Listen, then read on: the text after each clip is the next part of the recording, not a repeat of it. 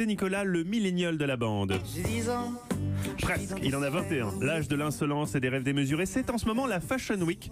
Et je crois que si vous nous suivez en vidéo, vous pouvez voir qu'il y en a un qui est en plein dans la Fashion Week.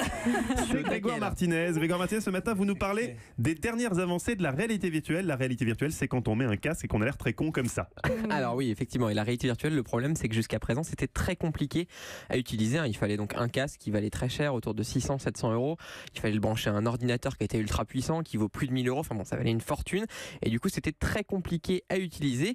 Et du coup, évidemment, ça n'a pas forcément convaincu le grand public. Ça marche pas très très bien. Et donc, l'objectif hier de la conférence annuelle d'Oculus, qui est le constructeur de réalité virtuelle de Facebook, c'était de simplifier la réalité virtuelle. Alors, avec le modèle de casque que j'ai sur la tête, qui est l'Oculus Go, qui est déjà sorti au printemps et qui, lui, n'a pas de fil. Vous voyez, si je le mettais sur ma tête, alors je vais pas le faire parce que sinon je ne vous vois plus, mais je pourrais l'utiliser là comme ça, sans le brancher à rien du tout. Et il y a un deuxième modèle. Attendez, ça, vous l'utilisez comme ça, qu'est-ce que vous voyez dedans si vous le branchez à rien du tout? Et je vais pouvoir m'immerger dans un monde virtuel, dans un jeu. Quel monde virtuel? Il est dans ce casque? L'écran est dans le casque. Non, mais ça je vois bien, mais le paysage que vous voyez, le logiciel, il est où? Il est dans, Bien sûr, il est là-dedans dans le aussi, casque. tout est intégré. Tout est dans le casque, c'est ça. L'idée, c'est qu'il n'y a plus de fil du tout. Le casque est complètement autonome. Vous le mettez sur votre tête, il s'allume et vous pouvez vous immerger, aller visiter un appartement, aller voler au-dessus de Paris, par exemple, comme si vous étiez un oiseau. Ça pourrait me prêter ça. Je vais vous prêter ça, très bien. Donc ça, c'est le modèle qui existe déjà. Il y en a un autre qui va sortir qui s'appelle l'Oculus Quest et dans lesquels on aura en plus 2 manettes dans les mains et qui permettra par exemple de jouer au tennis.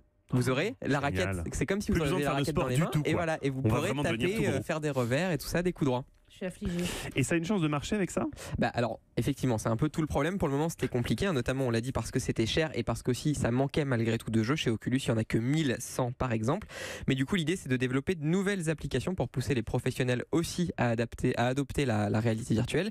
Et on aura des applications qu'on dit hybrides, c'est-à-dire que vous pourrez les utiliser sur votre ordinateur pour dessiner ou modéliser un objet. Et ensuite, vous mettrez votre casque sur votre tête et vous verrez l'objet ou le bâtiment que vous avez modélisé en 3D, en réalité virtuelle, dans le casque. Le problème, c'est peut-être que ces casques sont encore juste un peu trop gros, non? Oui, ils sont énormes. On dirait que vous avez une cabine téléphonique sur votre tête. L'image est belle, et Une cabine téléphonique. Mais il ne sait pas ce que c'est qu'une cabine téléphonique. Une cabine téléphonique, c'est un endroit où on allait pour téléphoner avant. Ça s'est beaucoup réduit quand même, malgré tout.